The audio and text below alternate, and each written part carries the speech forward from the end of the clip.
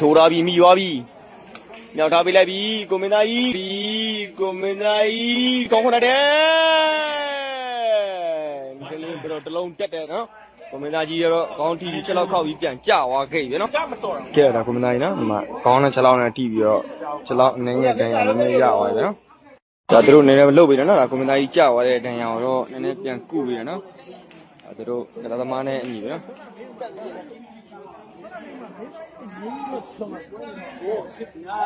ကောင်းတယ်ဗျာမသူနည်းနည်းနာသွားပြီနော်ဒါကသမားတွေကချီချီဖိနေတယ်နော်ဒါကျွန်တော်အကြမတော်ရင်တော့ဖြစ်တတ်ပါဗျာနော်ဖိုင်နိုင်တွေဆိုရင်တော့ဒီလိုယူဆက်ပြီးခက်စီကျင်တယ်ဗျာနော်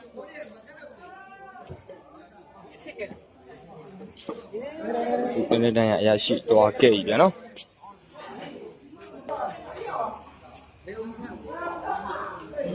ကြွတ်တာပါ6တော့ခောက်ကျွန်တော်ပြုတ်ခဲ့ရ